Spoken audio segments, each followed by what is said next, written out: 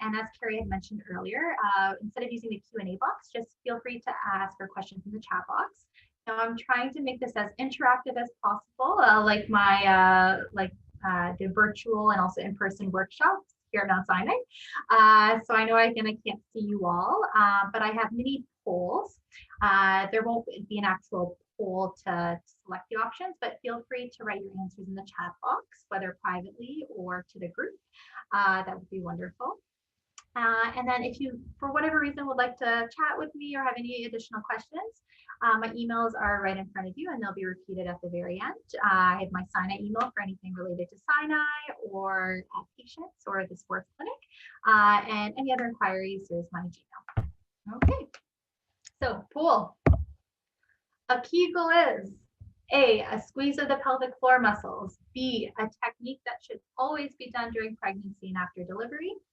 C, an activation of the pelvic floor muscles. D, a what? Never heard of it. And E, the best way to prevent urinary incontinence or urine leakage. So whoever is brave enough, throwing in the chat, A, B, C, D, or E. And I'll take a look. Okay. And then just make sure that it goes to either all panelists or to the group, whatever you choose. Some people are choosing several. Okay. Yeah. So I'm seeing a variety of answers so far. Okay, great. So it seems like most people picked A or C. That's great. It's both, frankly, it's both. So we'll go into that a little bit more later on. Great job.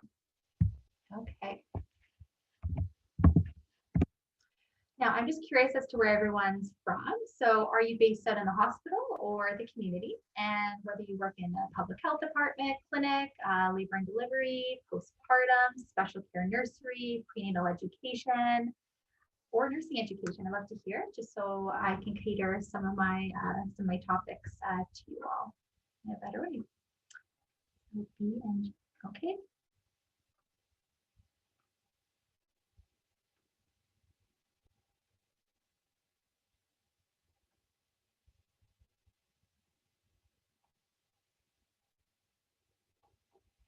Oh, great. I see some people from Mount Sinai.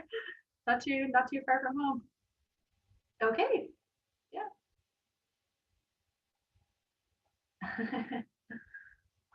I've got a suggestion for everyone to do Kegels as I speak.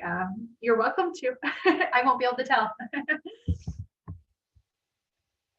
Okay, great. So I'm seeing everything from community to hospital-based, antenatal, prenatal. That's wonderful. So wide variety. So what we're going to go over today, a little bit of what is the pelvic floor, so the anatomy and the function of the pelvic floor. I'm going to bring in a case study, so a typical patient that we all may have seen or will see, and also, frankly, maybe someone in our life who has experienced these exact symptoms. So, and maybe you also can resonate with this case as well too. It's loosely based on a patient of mine as well too. Then we're going to go into prenatal pelvic health and common things such as aches and pains that individuals might experience, bowel health and physical activity. We're going to discuss labor and delivery and its relation to pelvic health, so everything from breathing positions to perineal massage or stretching. And then postpartum, going over bladder health, again, aches and pains, pelvic organ prolapse, diastases or mummy tummy, and then some sexual dysfunctions like dyspareunia, vaginismus, and vulvodynia. And then the classic question, to Kegel or not to Kegel? I'll give you all a little bit of a snapshot of what I do as a physiotherapist in a pelvic health context, and then we'll revisit the case study. So a lot to pack in an hour, so if I'm speaking too fast, please let me know. Okay, so this picture I absolutely love. It's from Gray, not Grey's Anatomy the show, but Dr. Gray. It gives us a nice overview, a bird's eye view of the pelvis and its contents too. So we have the uterus, the bladder, and the rectum primarily in this picture. But I figured to make it a little bit more simple and draw it myself. So the reason why I put this in front of you all because yes, we have different sectors or different areas. So we have OB-GYN, we have urology, we have gastroenterology, but the one thing that unites all of this is, and all these areas, the pelvic floor. So what is the pelvic floor? So this is again a great picture by Dr. Gray. But this is the external view of the pelvic floor. And you can see a little bit of the deep layer. And I also, you all can see my screen well enough. There goes the there goes the uterus and the vagina. So there we go. So we have the rectum here, and then we have the bladder. And then if I take those out, then we also have the uterus and vagina. And then if I flip over this pelvis, we see the deep layers of the pelvic floor on this model, and then we have the superficial layers. So this is that external layer, and it models exactly what you see in front of your screen on the presentation slide. The pelvic floor muscles go between 4 bony landmarks. We have the pubic bone, the 2 sit bones, and then the rectum. The first layer consists of several muscles, and they all generally congregate right here, and that's the perineum. So many of you are probably familiar with that. But we also have perineal muscles that extend out of that perineum. And the perineum actually is also called the central perineal tendon as well too. In this diagram and also on this model, we can also see a little bit of the deep pelvic floor muscles, which are easier to see from this angle. So as I said, the bony landmarks, and also there are 3 main layers. So the external layer, we have the deep pelvic floor layer, and then we also have this intermediate layer, and it's difficult to describe, but it's around more so the urinary system. What's the purpose of the pelvic floor? Why do we even have it as men, women, children, adults?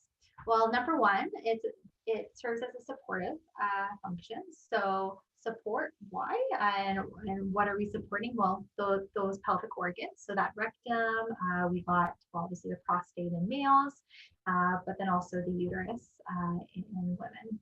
Sphincteric. So we have pelvic floor muscles so that we don't leak, whether it's feces or urine, and that's because of the dynamic aspect of the pelvic floor. Like any muscle in our body, or most muscles in our body, we can actually voluntarily contract or relax those muscles.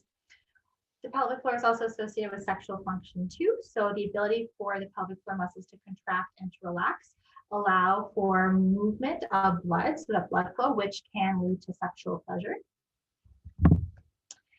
Stability, you can see in this model as well, same model here, but we have ligaments. So ligaments connect bone to bone, but the pelvic floor muscles also merge with those ligaments too. So the pelvic floor muscles have a dynamic, but also the passive ability to provide, stability to our body. And the last main function that a lot of us tend to, I find, forget is the sump pump function of the pelvic floor. So the pelvic congestion syndrome, if anyone has heard of that, if we think of varicose veins, that type of congestive syndromes and symptoms can resolve because of a lack of proper movement of blood flow. But the pelvic floor also serves to contract and relax, like I said, when it comes to the sexual function, but also in terms of removing any congestion too. So the feeling of heaviness, pressure down there, yes, it can be related to things like a pelvic organ prolapse, but more often than not, it can be related to congestion in the area and swelling. So I know I can't see everyone do it, but let's dive into finding our own pelvic floor muscles. Now, I'm not sure if we have individuals here with a vagina or with a penis. I'll emphasize more with the vagina, but men can also do their pelvic floor contractions as well.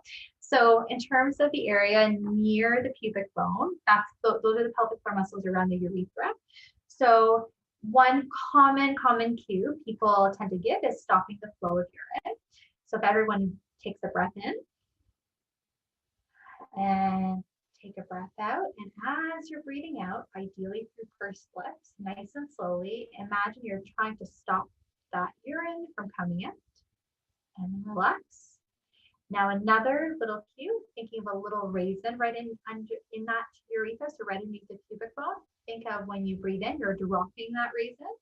You're not straining and trying to push it out, but just drop it, and then as you exhale, pick it back up. Now, if we move on to the vagina, I find with my patients, the blueberry cue tends to work, but believe it or not, even a ping pong too, a ping pong ball. So it varies. But again, if we all breathe in, drop that blueberry, and as we exhale, pick up that blueberry and lift it up. And then lastly, with the anus, I find a marble cue works as well. Other cues such as stopping the passing of gas is also great. Now I find though with that cue, people tend to overuse their glute muscles, the glute max, so the big bum cheek muscles, and that's not a Kegel, unfortunately. But I see it so often in practice where I ask a patient to perform their version of the Kegel. I put them on the spot a little, and they're on their back with their knees bent, and suddenly their whole buttock lifts off the table. Not a Kegel, not a Kegel. So I find the marble cue works really well. And then we put everything together. Again, I'm speeding through it, but think of those 4 bony landmarks. So we have that pubic bone, those 2 sit bones, and the tailbone. And then if we breathe in, imagine those 4 bony landmarks are opening away from each other. And as we exhale, the 2 sit bones are coming close together. The pubic bone and tailbone are coming close together. So essentially, we're closing up the diamond. We're going to try it one more time. And what I challenge you all to do is, instead of just thinking come together for those 4 bony landmarks or incorporating the blueberry, the raisin, the marble, think the lift. Clinically, I always see the squeeze. I more often than not don't see the lift. And we need both components to truly do a proper pelvic floor contraction. So if we breathe in, and we exhale, think the sit bones are coming together, pubic bone, tailbone, and everything's lifting up in a cranial direction. Now, for those, any of you who are men, again, I'm not sure, but similar cues in terms of the anus. But we also, obviously, as men, have scrotal tissue too. So thinking of the testicles lifting up, and that's a cremaster muscle. And then lastly, in terms of the penis, there are pelvic floor muscles over the penis. So if we would breathe in and then exhale, not many men like to hear this cue, but thinking shortening the penis, thinking draw the train back into the station. So bringing the penis back into the abdomen, that's a pelvic floor contraction in that area for a male. Okay, so case study. Here's subjective history. I didn't include any objective history, just for time purposes. But we have a female here, early 30s. She's 35 weeks pregnant with her 2nd child. She already has 1 child who is less than 2 years old, who had a cardiac complication. She experienced 3 first-degree tears. It was a vaginal delivery, and there was about 2 to 3 hours of pushing involved, no epidural. She loves to be active. So currently she's running 3 times per week. Prior to pregnancy, she was doing 5 to 10 kilometer runs 4 times per week and strength training twice weekly. Now I acknowledge that not everyone has this amount of physical activity in their life. It would be nice if they did, but I use this example because it draws on lots of elements. And this individual plans to begin mat leave at around 37 weeks, so in 2 weeks. Her goals are to prevent tearing during childbirth, to have a vaginal delivery again without an epidural, and to decrease her back, hip, and pubic bone pain. So speaking of symptoms, bladder, she has mixed urinary incontinence. So she has a stress kind of incontinence, not necessarily meaning it's stress related that we all associate with. So, you know, I have a job interview tomorrow. More so when I say stress, it is stress pressure in our abdomen. So whether that's from a cough, a jump, a sneeze, so that increase in intra-abdominal pressure puts pressure onto the pelvic floor, and the pelvic floor is not necessarily strong enough, maybe coordinated enough. There could be several reasons, and then the individual leaks, whether it's feces or urine. In this case, it is urine. And then urge incontinence. So this individual has the urge to go pee all of a sudden, and she can't make it on time to the bathroom, and she leaks.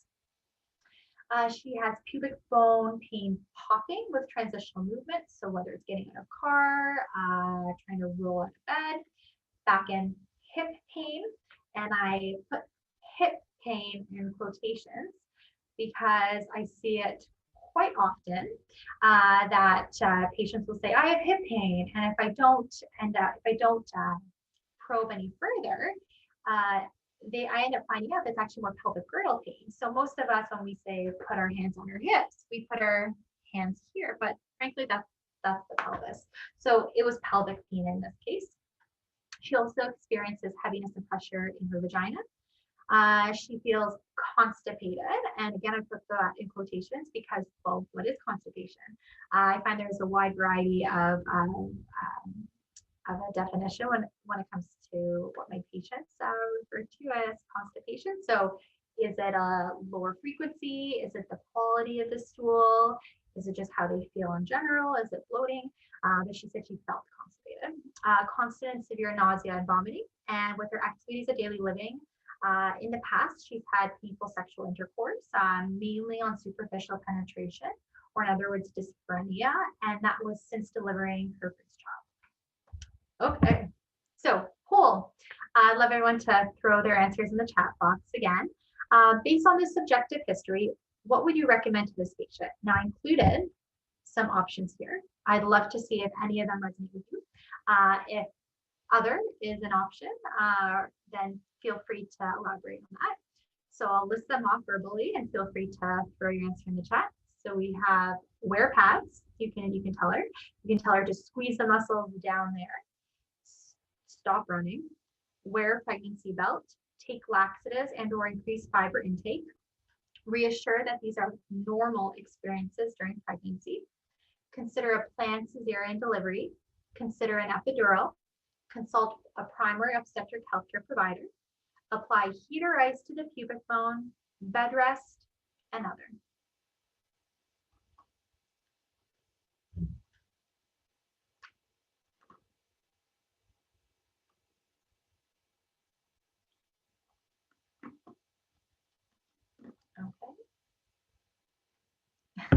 Okay. Yeah.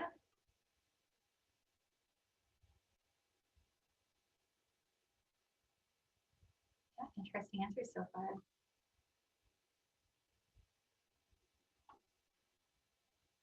So far I'm seeing a lot of wear pads. I'm seeing squeeze the muscles down there as a frequent answer. A lot of individuals so far are saying consult a primary obstetric healthcare provider.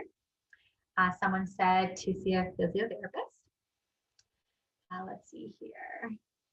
Take laxatives or increase fiber has been an answer. Stop running and reassurance. Okay, great. Thanks for answering, everyone. We'll get back to that, and hopefully the rest of the presentation will at least see show what I would do from a physiotherapy standpoint. But again, what I know is physiotherapy, so I'd love to hear your input from a nursing side of things too. Okay, so prenatal pelvic health. So common prenatal aches and pains. We have hip, glute, buttock pain, thigh pain, pain all around the SI joint, pubic bone, pain in the vagina, and the pain can vary during pregnancy, whether it's from sitting, lying down, standing, I see more so, and also transitional movements. Now, I included this image in front of you all because I just think it's so relevant, because I find that a lot of healthcare practitioners think muscle, bone, ligament, but there's so much more to the body than just muscle, bone, and ligament. We have lymphatics, we have nerves, we have fascia, so that structure, that piece of almost like it's saran wrap around our muscles, our organs, it pierces our muscles. It is so integral. So it's not always just a muscle or bone issue, and obviously there can be other medical conditions too playing a part. But the image on the left, the yellow things are nerves in this image. They're truly not yellow, of course. But as you can see on the image on the left, there are nerves that wrap around the side of the pelvis and the buttocks. So right along, if I show myself, right along here where my fingers are, The thing is, if you trace those all the way up and keep going, a lot of them actually start in what we call your TL junction and your upper lumbar spine. So where the thorax meets the lumbar spine. So when individuals say they have SI joint pain or pain even in the groin too, we sometimes think hernia, we might think, oh, tight hip flexors, but not necessarily. There are nerves. We have the ilioinguinal nerve, the genitofemoral nerve, we have the iliohypogastric nerve, and they have their nerve roots, their origin begins in the upper lumbar spine. So we can't always think pain. We always can't think if there's pain there, that's the issue. Not always, too. We have to think upstream or downstream too. The image on the right is a dermatoma map. I'm not sure if that's something that any of you incorporate in your practice, but dermatomes are also so important to help gain an idea as to why is this person feeling the way they're feeling. So a dermatome is a portion of the skin that's dedicated to a certain spinal nerve root. So clinical tip, a nursing clinical tip. Well, what can we do?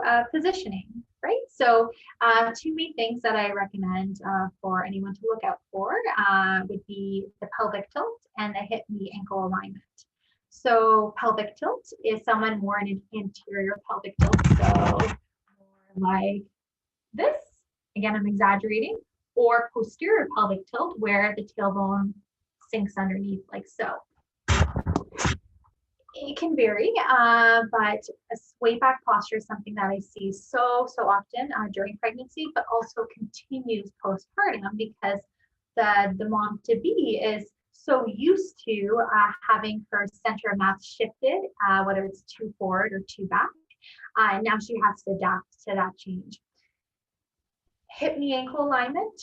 Now no one's perfect, no one's truly symmetrical. We will never be. But a few things that tend to correlate with whether it's an anterior or a posterior pelvic tilt, but more so that sway back posture is locked knees, so knees that are in hyperextension.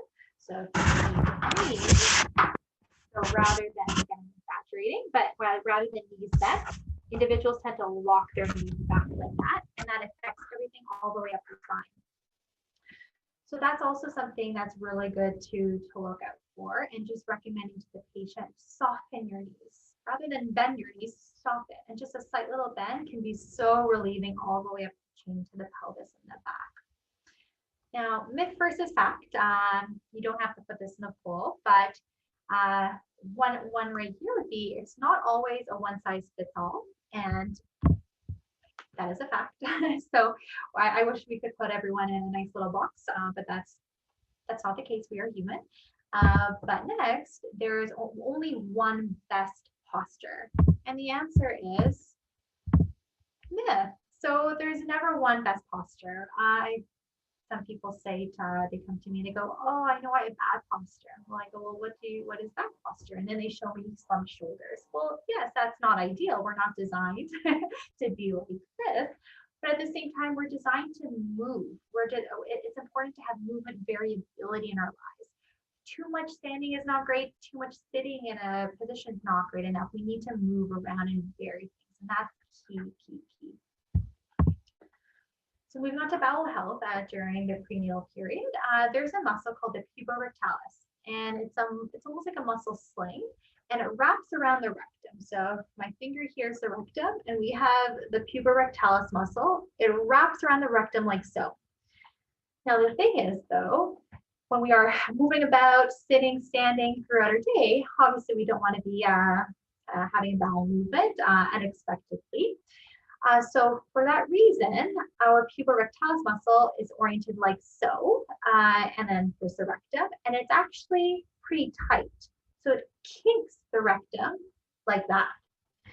Now, when we are going to the bathroom, the issue is that a lot of people, whether they sit or not, a lot of women tend to hover over the seat. So that's also an important thing to go over with the patient, the perching. But if they are sitting on the toilet seat, I would ask the patient, well, show me right now, how do you sit on the toilet? And then it's quite funny, the response I get, at least during the prenatal workshops when I ask that question. But what I typically see is sitting nice, upright like so. Sometimes phone in the hand too. But we are not designed to go to the bathroom with our back upright like that. We are designed to actually be fully leaned over and in a deep, deep squat. And the reason why is because when we are in that deep squat, the rectum and that muscle, the puborectalis, tilt forward naturally. So gravity is now assisting the rectum to tilt, but then that actual muscle itself relaxes. So it unkinks the rectum. And now there's a nice passage for stool to evacuate and to leave the body. So constipation, there's actually research to show that it's not always because of a lack of fiber, lack of water intake, lack of exercise. And yes, those are all really important, I want to emphasize, but they're showing that sometimes it's not necessarily what we eat, it's just how we sit on the darn toilet. So really, really easy recommendation to make. Leaning forward, there are things on the market such as a squatty potty. People don't have to go get a squatty potty, just simply going up on the balls of their feet or taking a bucket or a stool out of underneath the sink and putting it right in front of them and propping their feet up on that bucket and then leaning forward will help facilitate that. So essentially knees over the hips. And I swear by it, but sometimes that can just be the magic pill, magic solution. And then everything, whether it's a low back, hip pain that was associated with the constipation, can go down. And it's quite remarkable. So I definitely recommend that to incorporate if you haven't already done so. I'd love to hear what other people tend to recommend them too, for sure. Okay. There. So physical activity. So of course that's important too. Physical activity guidelines during pregnancy are actually similar, if not the same, to what non-pregnant individuals should require per week. So that involves 150 minutes per week at a moderate intensity during pregnancy. And when I say moderate intensity, yes, there are things out there like heart rate monitors, and those can be useful, especially if an individual is being monitored during their pregnancy, whether it's a cardiac condition or for whatever reason. But research actually suggests that heart rate monitors are not as accurate as something as a simple talk test. So if a patient can carry on a conversation or a webinar like I'm doing right now, and they're able to just carry on and don't have to take a breath, then it's probably too easy. But if they have to take a breath after every word, if they were to try to take on a conversation, that it's probably too intense. So they need to find that nice balance. The guidelines recommend 3 times per week of this walking, but still remaining active on other days. So it doesn't mean that you can just sit on the couch for those next 24 hours, knowing that you've done your other walking throughout the week. So next, just to kind of emphasize those guidelines, which were developed by the Society of Obstetricians and Gynecologists of Canada, as well as the Canadian Society for Exercise Physiology, has stated that physical activity during pregnancy can reduce the risk of common pregnancy complications. So it's really recommended. And there hasn't been shown, it hasn't been linked physical activity with increasing the risk at all. So it's better to actually do the physical activity, move. Clinical tip, something that you can recommend to your patient. 1, avoid overexertion. So maybe don't run 20 kilometers every single week. And also don't decide or recommend to the patient to not suddenly take up a high intensity exercise or sport that they never attempted before. So are there women who do CrossFit or have participated in CrossFit or heavy lifting prior to pregnancy?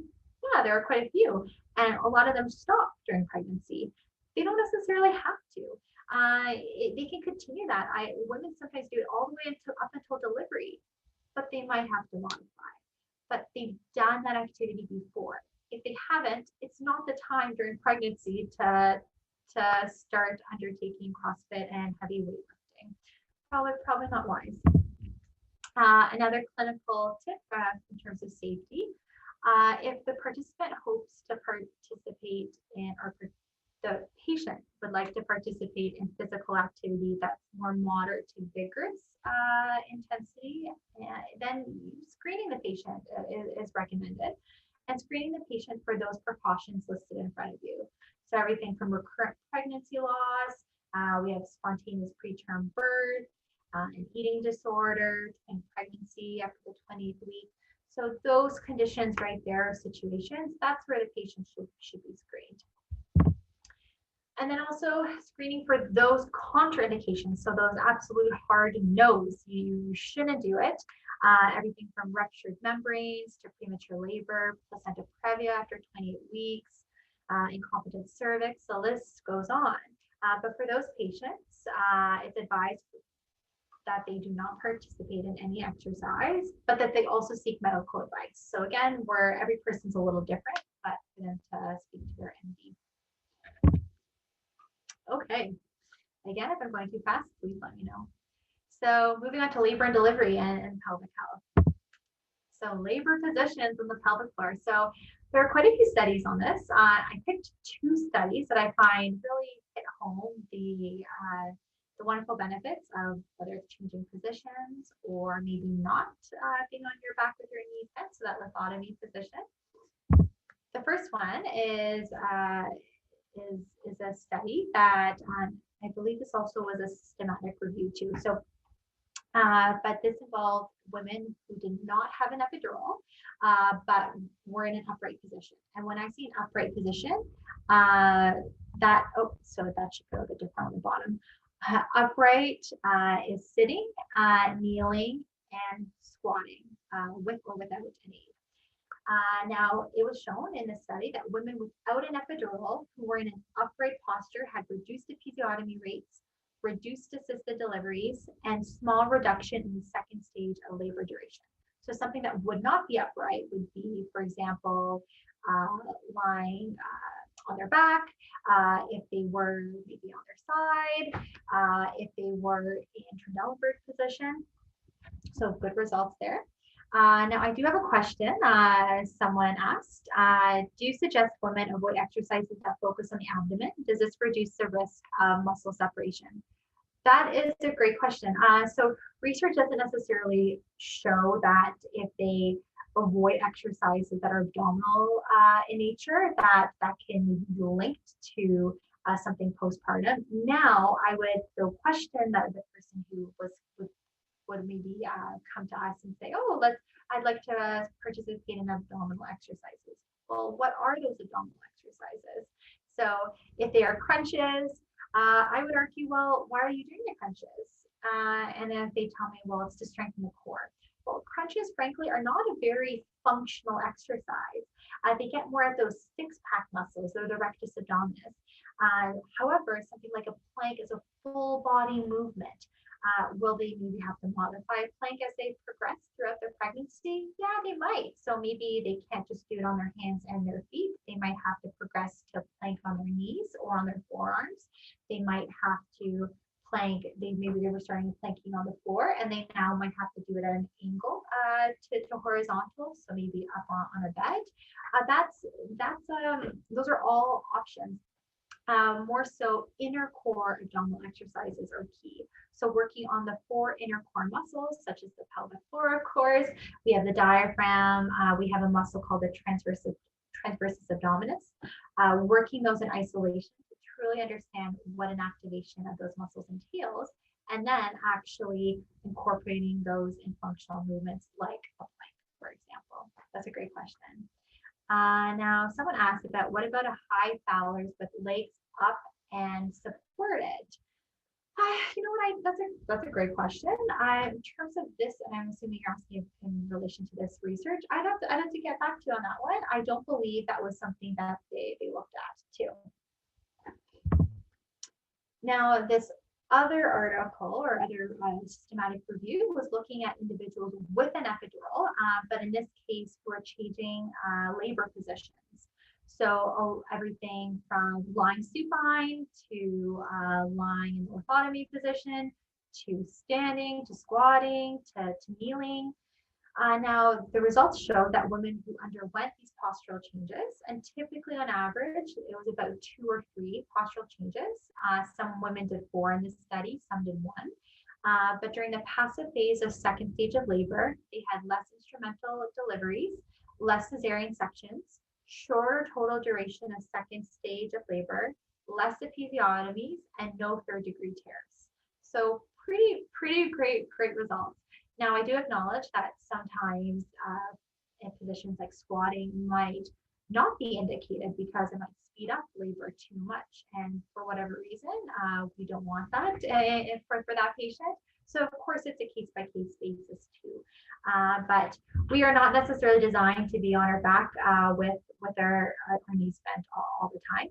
I had a question here. Did this include the use of the peanut pillow? I'm not sure if you're asking in terms of the first or the second article. In terms of the first research review, when it came to an upright position, yes. So when it came to squatting, with an aid, that could have been a person supporting the patient in the study, but also the peanut pillow or birthing ball were used for sure. Now in this research with the epidural change of labor positions, I don't recall that a pillow was used. I don't think so. Now, do I think it would be a good option? Yes. Now, I feel like it would make sense if they were to use it because they would have had an epidural. So they would have needed that support. But I can't say for 100% certainty. Now someone's asking about any studies using the peanut ball. I haven't come across any specifically just looking at the use of the peanut ball. More so studies looking at whether they're changing the labor positions or whether they're in the lithotomy position or in an upright position, squatting position, essentially anything that's not lying on the back with the knees bent.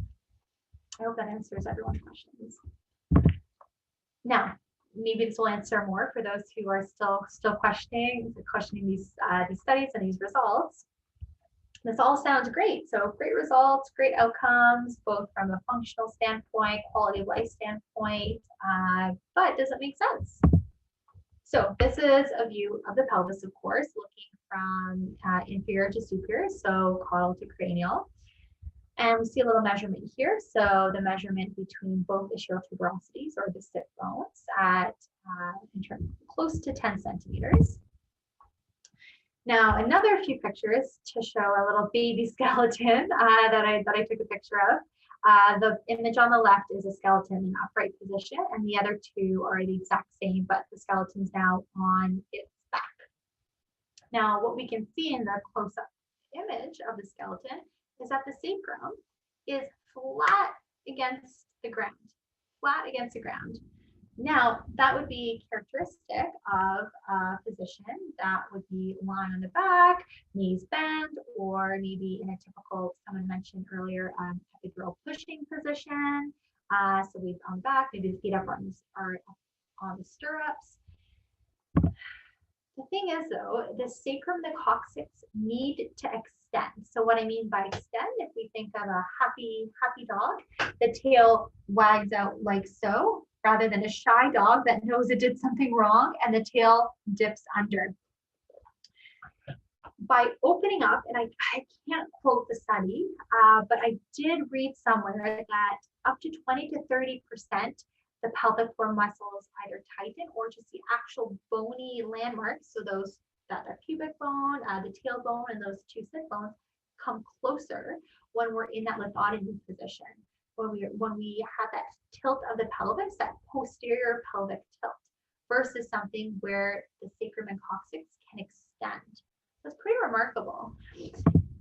So in positions where 4-point, and that's also a position that in those studies was used by the women. So the study with an epidural, some women chose to be 4-point with the ball, leaning up against the ball, or maybe leaning against the chair.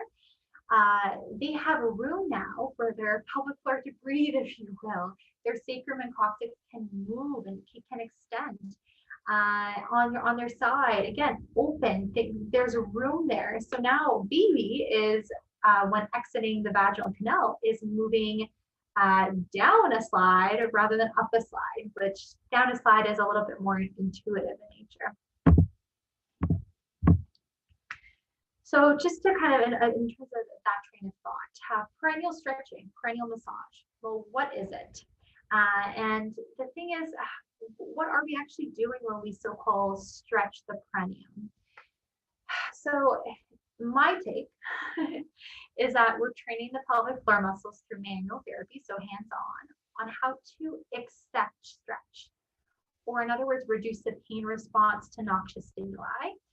And it's been shown to reduce the risk of tearing that requires stitches during delivery. So we're essentially telling the brain, and this goes with anything, any sort of stretch that maybe we do. If someone's trying to do the splits at home, but we're telling the brain, this stimuli, whether it's a stretch or this touch, it's not dangerous. Don't worry. I know you're trying to protect me, but this is okay. I feel safe. So it's trying to reduce that potentially painful stimuli. So that's why I wrote noxious stimuli. Now, in terms of the actual muscles themselves, are we truly stretching them? Are we changing the cross fiber links? Yeah, we can if it's done over time. It doesn't just happen overnight. So that's like with anything, like the splits, frankly. I wish we could, all of us, I wish I could wake up and do the splits one day, but that's not the case. So prenatal perennial stretching, what are the benefits? So what does the research say? So it was shown that perennial stretching that was done during pregnancy among women who never had a vaginal birth had been found to be associated with a reduction in the incidence of trauma requiring suturing. So essentially a tear that requires stitches, in particular, a lower chance of having an episiotomy. Second, perennial stretching during pregnancy among women who've had a vaginal birth. It wasn't shown actually to reduce the risk of trauma, but it was shown to significantly reduce the incidence of pain 3 months postpartum. Postpartum pelvic health. So please, if you have any questions, of course, write them in the chat and we'll try to get to them in a bit. Someone says, oh, do you have a stretching technique that can be recommended by women or partner? Yeah. So I find it's best if a partner does it on the I'll say female, but it's not always, but on the female, just because it's harder for a female to do it on themselves. Now, a female could work around that and maybe sit on a toilet and have better access to the pelvic floor that way. But I find that can lead to wrist strains and other host of musculoskeletal issues too. Even things like de Quervain's tenosynovitis, which is a common thing postpartum, we see a lot of. So pain along the thumb and along here because of just how they're angling. Now, there are devices on the market like wands and things like that. I think that's something that's really important to go over with the patient on how to use, because I find, well, for one, I find actually most women who are pregnant are apprehensive in terms of using those devices. And secondly, it takes a little bit of practice, like anything. I find the fingers, just because of, we have more dexterity control, can really angle a little bit better and more optimally rather than a wand. So if a partner were to do it, long story short, partner were to do it on a patient or on their partner too, taking 2 fingers. Now they might want to start with 1 only, depending on the patient's tolerance, and then moving to 2, starting just at the vaginal introitus, and just hanging out there with their finger, and obviously hoping for good communication between both individuals. But is it sensitive? If it's sensitive, no point in inserting the finger any deeper in the vaginal canal, because the brain is going to say danger, danger, danger, go into that protective mode, and then the pelvic floor muscles will just become tight, and allodynia can result. So allodynia, that perception that light touch is dangerous or painful. So important to just start off with 1 finger and just kind of even just gently tap the area, then progress to 2 fingers. And once that's okay, Going up to around the distal interphalangeal joint is usually what I recommend patients to do on themselves. Now, do I sometimes go deeper when I do it on a patient? Yeah, I do. But I find when we get to that point doing it on ourselves, it's one harder too. And I don't see individuals doing it correctly. So I find a nice safe little recommendation is around that distal interphalangeal joint. Going down in a peace sign fashion. So if you think of an actual peace sign, so peace sign, going down towards the females, 6 o'clock, if you think of a clock, holding for 30 seconds, backing off, then moving towards their 4 o'clock, and then the 8 o'clock, and doing about 30 seconds of each, 2 or 3 times is recommended. Now, how often per week? That's interesting.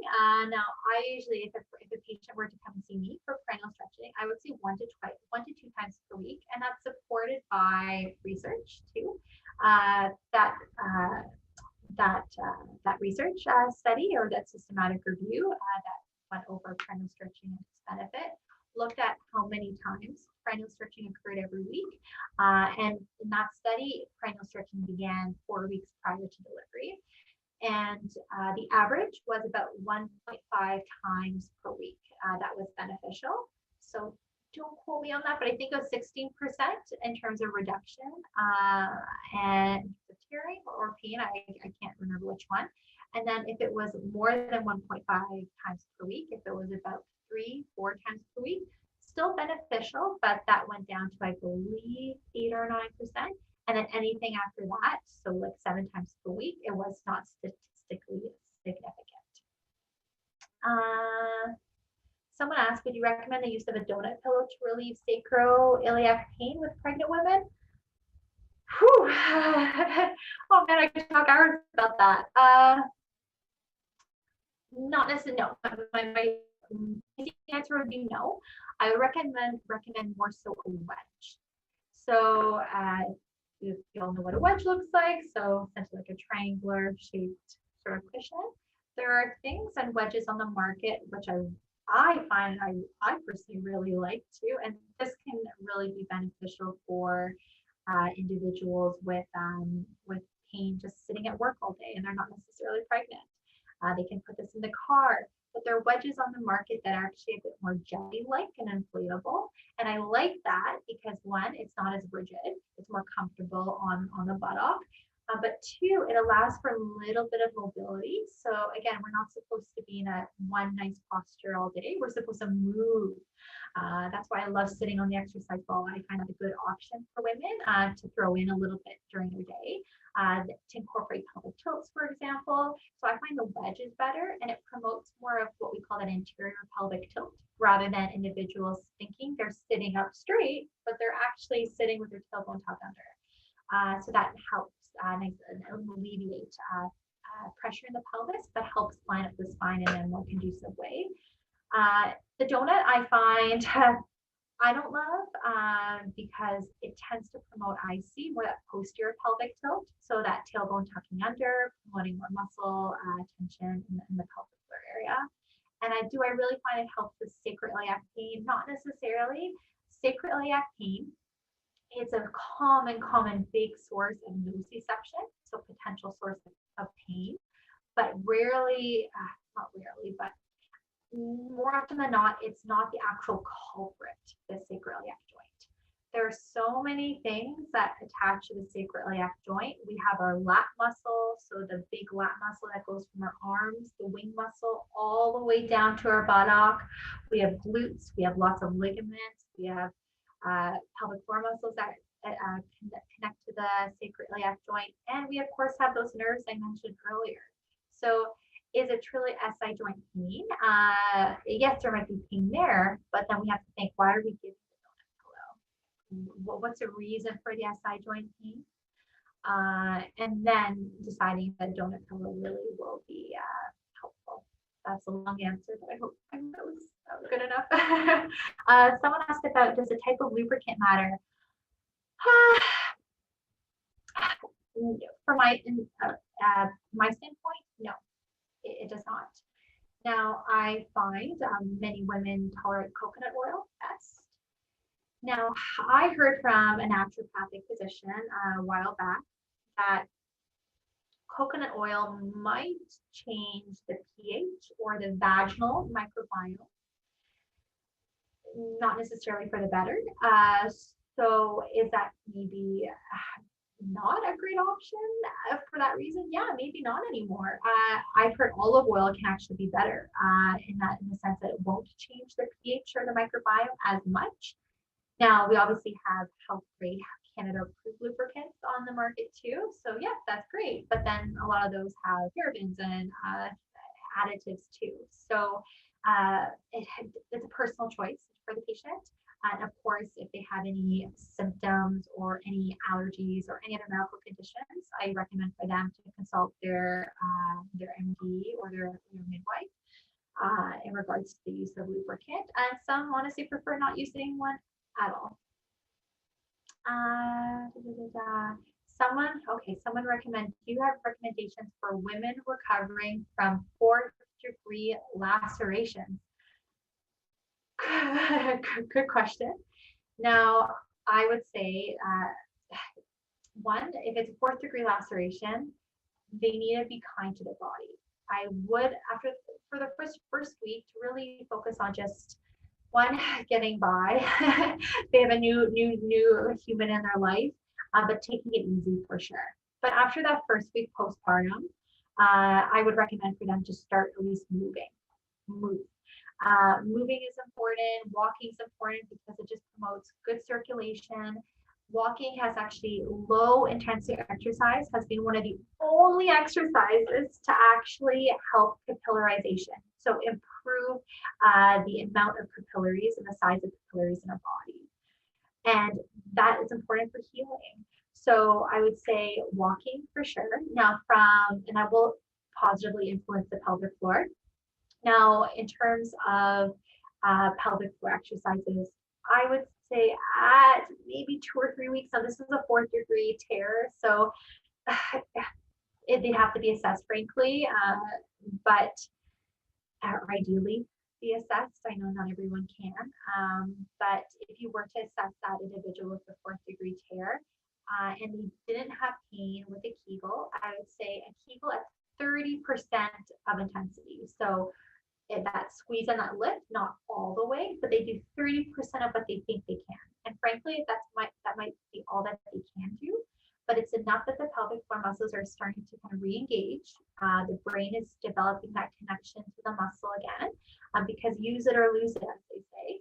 It's never too late to train the pelvic floor, but it's easier sooner, of course, than later. So I would say 30% of that contraction and 30% of what we call the reverse Kegel, which I will get to right now. Great questions. So postpartum pelvic health.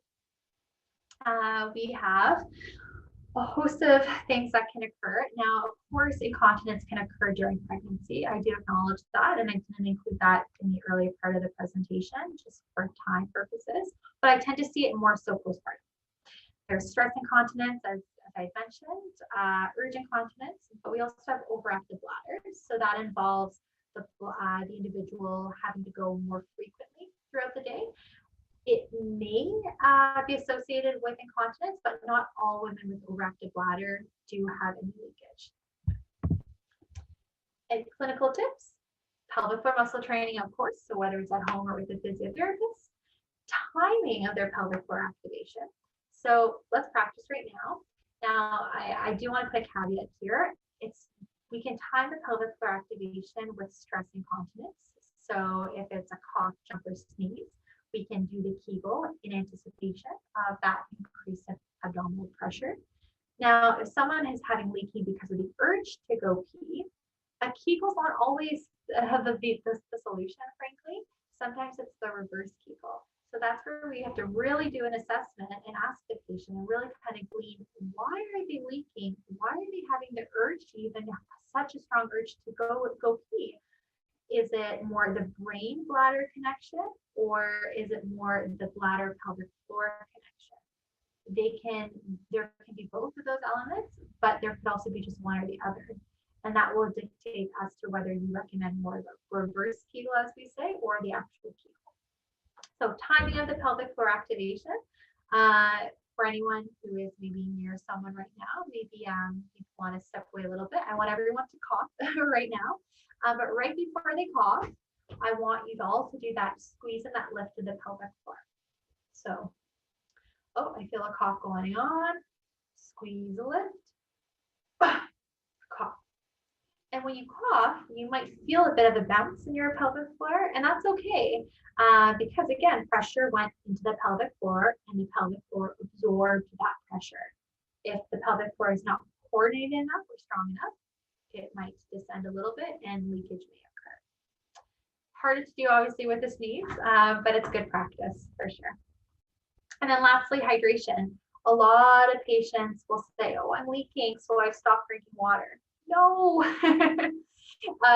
The moment that, for one, the moment that someone feels that they're thirsty, they're already actually dehydrated. So they need to proactively drink water.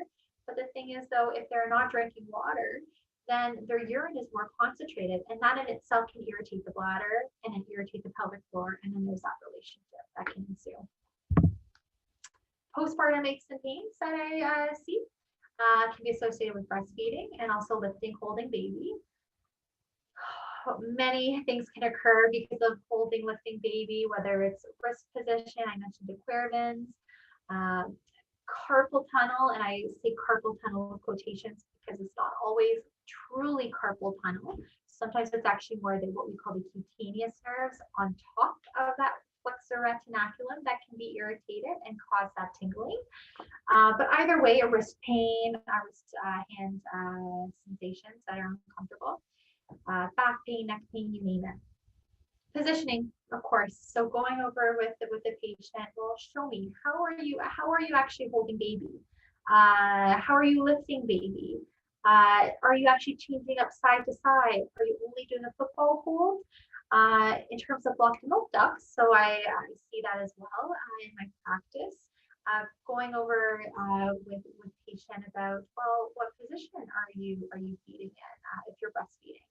And if they're only feeding with the baby in a football hold, well, they're going to have to, I recommend for them to now change it up so that the baby's chin is angled towards that blocked milk duct. Changing their actual full body position to maybe 4-point, leaning over maybe an exercise ball or side. They don't have to get creative because of course they're holding a human lying on their side, but changing those positions. Again, movement variability is so important. Someone asked, is it normal for breastfeeding to be very painful? So the question is, though, I would pose it, well, why is breastfeeding painful? Sometimes baby sucking on nipple can be pretty intense, so it's not comfortable, and that would be the reason. Sometimes babies can get a little bit very what's the word, engaged, so also kind of nibbling at nipple too, so that could be the reason why that individual had a lot of pain while breastfeeding. But it also could be holding position. The fact that holding like this can actually tighten the pec muscle. I see a lot of the times women in practice reporting pain and their thinking is blocked milk duct, and then I'm gently palpating the area. And it's actually more so the pain and the tension coming from the intercostal muscles, so those muscles between the ribs, and then the nerves that are irritated that run along that area. So not always a blocked milk duct. We have a lot of lymph nodes, and a lymphatic drainage happens along the armpit here. I tend to see more so blocked milk ducts in that superior lateral quadrant of the breast too. And a lot of times it can be from that posture with the neck, that hunching of the shoulder too, because it's not optimizing that pathway to help reduce swelling, but also allow for more breathability of the tissues. Great questions.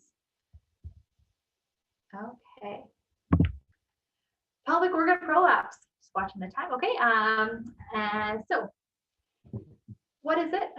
for those who don't know, I created a diagram on the right side, pretty simplified, but orange, pelvic organs. We have blue, and that's the ligament, and that's the fascia that connects the bony pelvic girdle to pelvic organs.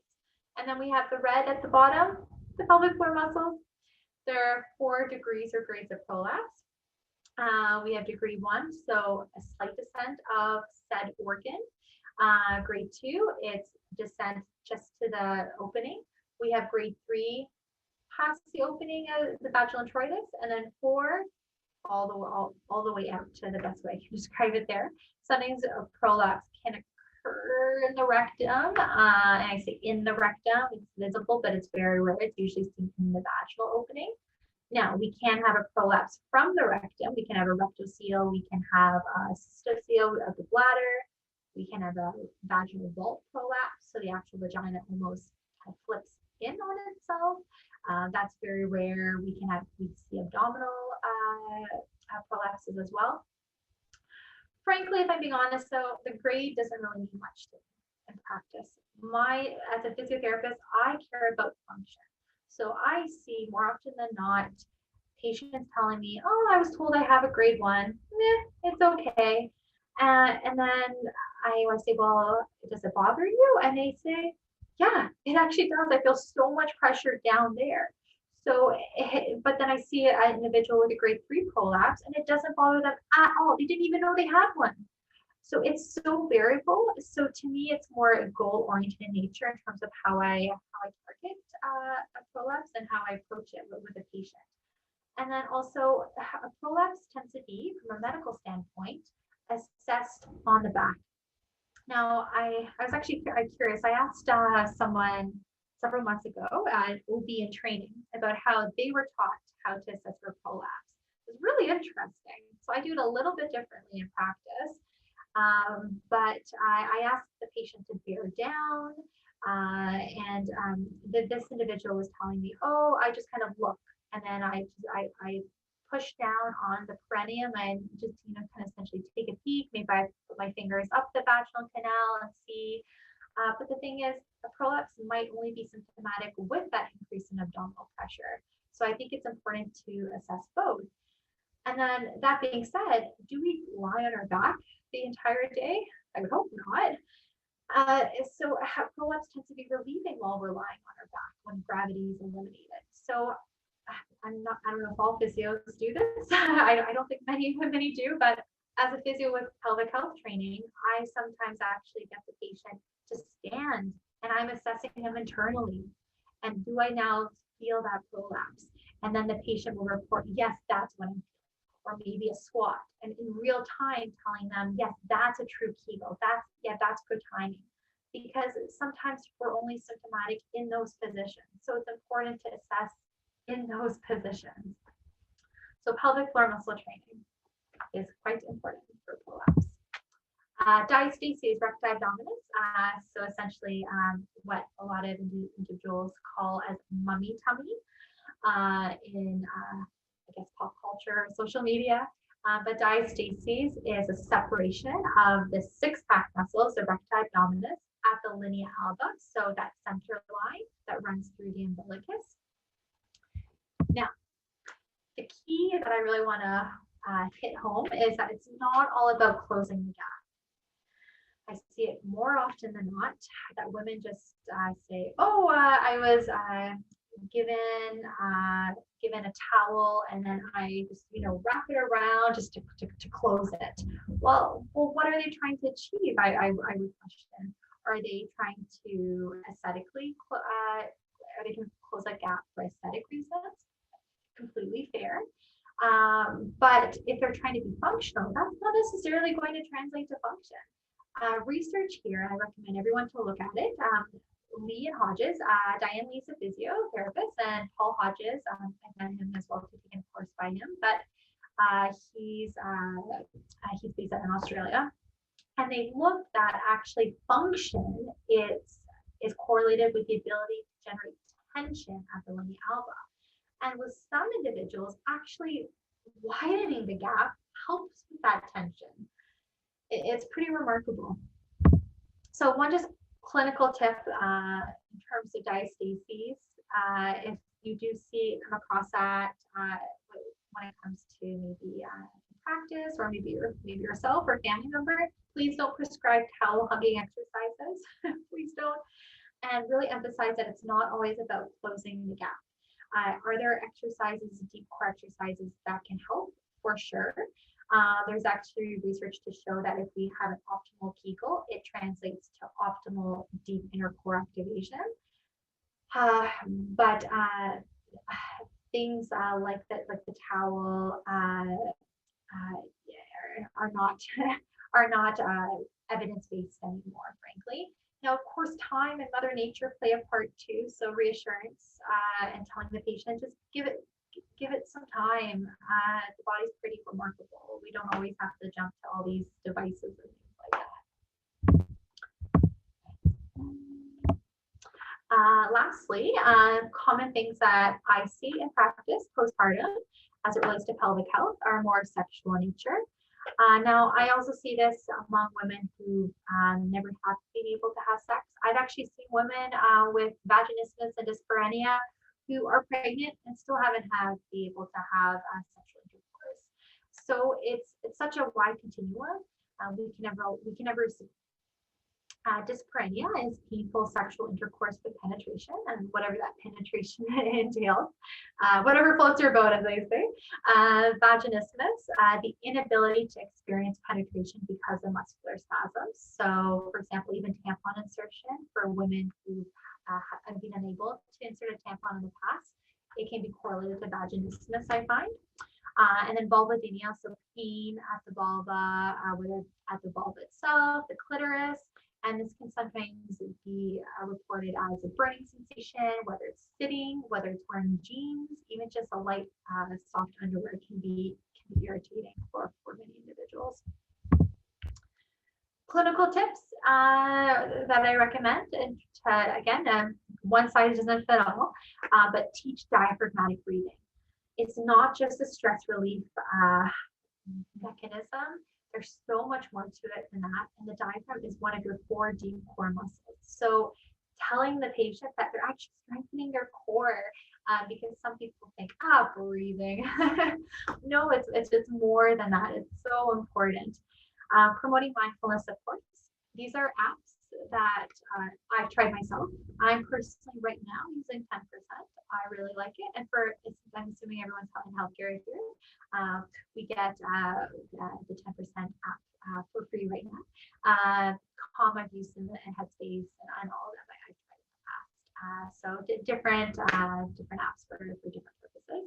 And then, of course, suggesting hands-on treatment that might be indicated. And research has supported that, has shown that women with provoked vestibulodynia, so it's a type of vulvodynia. So at the vestibule, something or someone touched that area, and then pain was the result. However, physiotherapy among those women was shown to actually decrease that to the point, and so that was equivalent in terms of symptoms to individuals without vestibulodynia. So good results all around. So those 3 main groups or recommendations I find can serve patients really, really well. So what about gizmos and gadgets, self-help devices, abdominal binders? So we have, there's the Epino out there, we have the PeriFit. So those 2, for example, are biofeedback devices. Now, I would say I don't know about the PeriFit, but I know the Epino is not necessarily regulated in Canada, so that might be a barrier as well too for an individual to seek that option. I think biofeedback is a great option, and research supports it as an important way to determine if someone can Kegel properly. Now, the caveat I throw there is that these biofeedback devices, they measure the tension of the pelvic floor, but not necessarily the quality of the pelvic floor contraction. As I mentioned earlier, the pelvic floor muscles need to contract in a way that there's a squeeze and a lift. Those devices might only be measuring the squeeze, I would argue, not the lift. So, for example, someone with a prolapse, they need that lift. More so than the squeeze, if anything. So can it serve everyone? Not necessarily. And then on top of that, maybe the pelvic floor muscle tension reading on those devices is really strong. But what are the other muscles doing around the area? Are the glute max muscles, those big butt cheek muscles, are those inner thigh muscles really engaged? Because that can lead to that pubic bone popping pain. Other global big muscles are overpowering, and that can lead to a host of other issues. So quality, not quantity, is really what I want to emphasize. So can biofeedback be good? Yeah, for sure. But that's where I'd recommend then for a person to at least have confirmation from someone who is able to, whether it's a physiotherapist or an OB. I'm not sure. Frankly, I'm not even sure if OBs are trained to assess a Kegel. I know that seems like a silly question, but I'm not sure. But if that's the case, so whoever can assess the Kegel, and then if the Kegel is okay, then sure, then we can feel and be more confident that those self-help devices will be promoting rather than hindering recovery. Abdominal binders, not much research on it, frankly. I'm not a big advocate for it, frankly, postpartum. I honestly don't really prescribe it unless a patient brings it up and has been using it. And that's where then I break it down and I say, well, tell me more about the abdominal binder. Because a lot of abdominal binders out there put a lot of pressure more, there's usually 3 parts, so more up near the ribs and then umbilical area, but not enough lower down the pelvic area, which frankly is what tends to be the area that needs it the most. Now, there is a little bit of research. It was only based on about 46 patients or subjects during pregnancy, and it was shown that those abdominal or pelvic support belts a pelvic belt can be helpful, but only if worn for a short period of time when it's actually needed. And it did translate to improvement in quality of life. Now, the over versus underactive pelvic floor, the thing that I think we're all waiting for. To Kegel or not to Kegel? That is a great question. Okay, so one really great study, I just summarized it, but I recommend for everyone to look into it.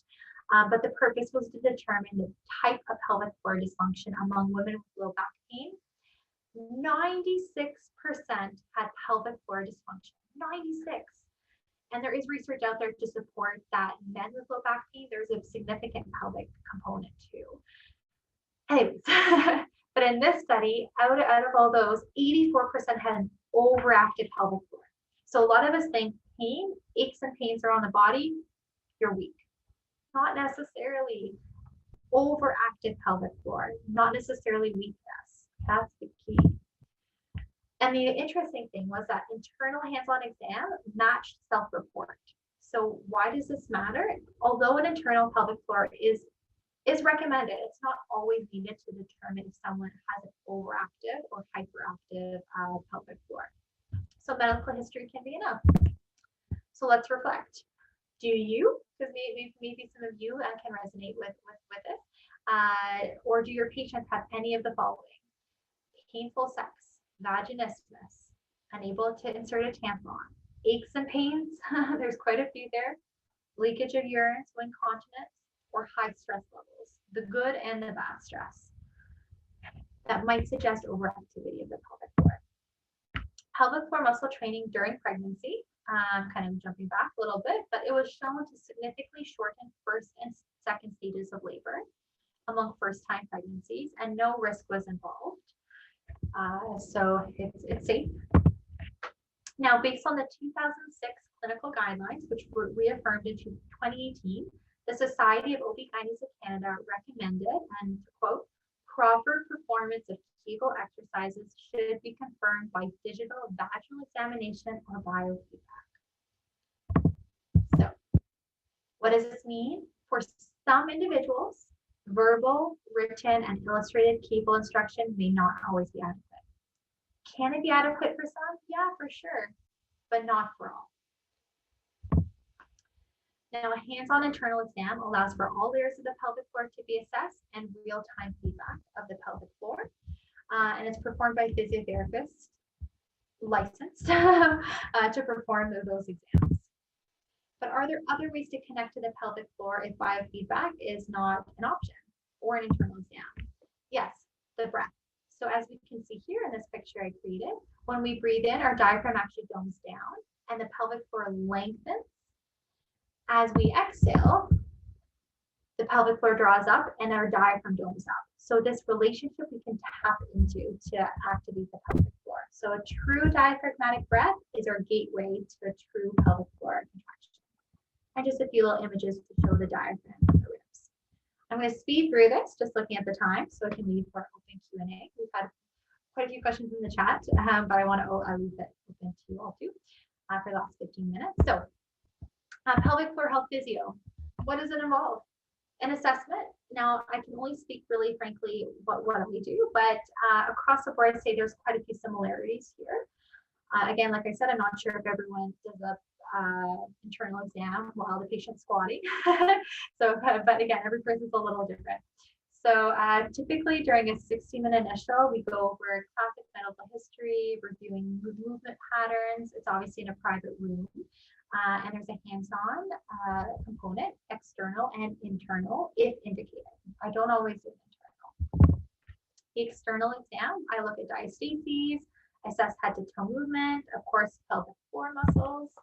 The internal exam, no speculum is used. It's not like a pap test. I use a glove and lubricant. It's not intended to be painful.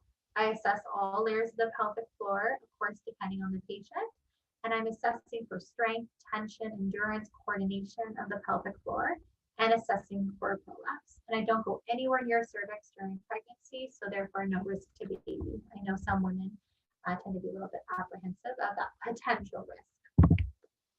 Treatment, we go through so much. The list goes on. We talk about everything from bowel and bladder function, diet, hydration, so lifestyle factors, positions in childbirth and sexual intercourse, hands-on treatment. So we train the pelvic floor with real-time feedback, joint work, pain relieving techniques, working on C-section scars and the perennial scar and perennial stretching, of course, going through exercises, addressing a blocked milk duct, core muscle optimization, and return to fitness. It's been shown as highest quality of evidence, so grade A evidence, that pelvic floor muscle training is first-line conservative management for stress and mixed urinary incontinence, urge incontinence symptoms, and pelvic organ prolapse symptom improvement.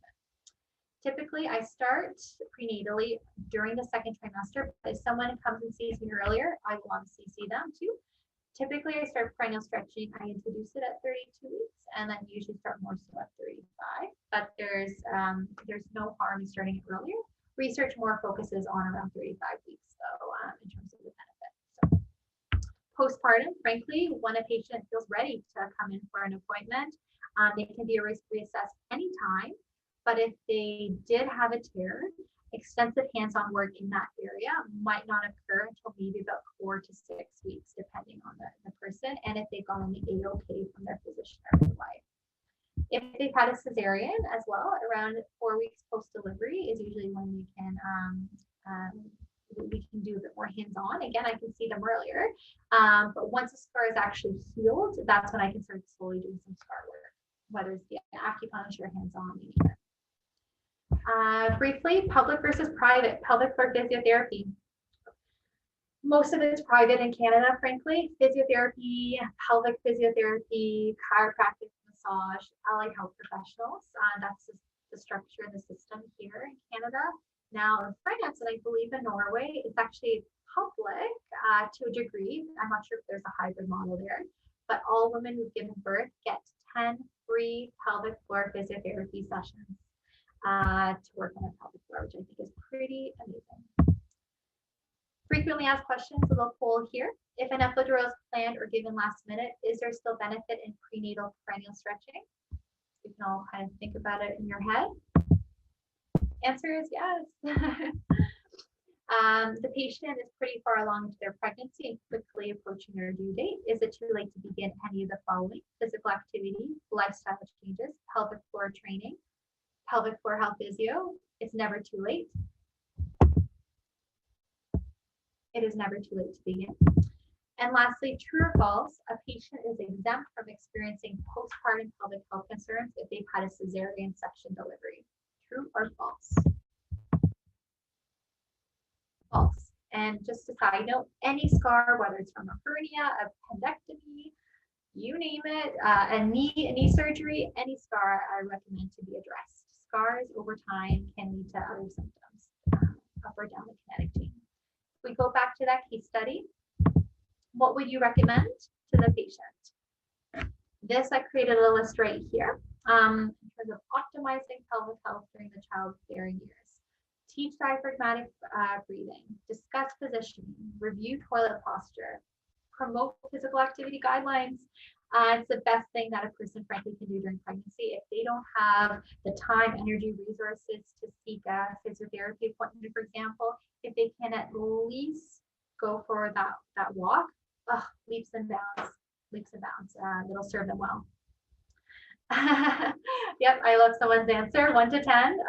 And time pelvic floor muscle activation, dispel myths regarding pelvic health, hydration, education, mindfulness resources, refer to physio, education and empowerment. Again, these pelvic health concerns are definitely common, but they are not normal. And also the human body is resilient and it's adaptable, where we're stronger than we think. Common misconceptions, it's not just about pelvic floor muscles when it comes to pelvic health. Some people think it should only be considered after childbirth. That's not the case. It only applies to individuals with a vagina. Kegels are the only way to address pelvic health, and it's all about squeezing down there. No, so hopefully that addresses some of the earlier questions I asked too. A few realities, it has to do more with whole lifestyle. It has to do with the entire pelvis and also the whole body. Somebody's neck pain can refer to the pelvis downstream and vice versa. If you have any more questions or would just like to chat again, those are my emails. So I have my sign-in email there for anything related to Mount Sinai or the WG Orthopedic Sports Clinic. Other inquiries, you can access, you can use my physio Gmail. And then for whatever reason you'd like to chat over the phone, I'm best reached at the clinic. So I provided the telephone there too. And if you want to chat anything about anything else that's not pelvic health related, whether it's just physio in general, anything about ballet or dance. I used to be the physiotherapist for Canada's National Ballet School. So I love to also talk about physiotherapy and well-being for dancers.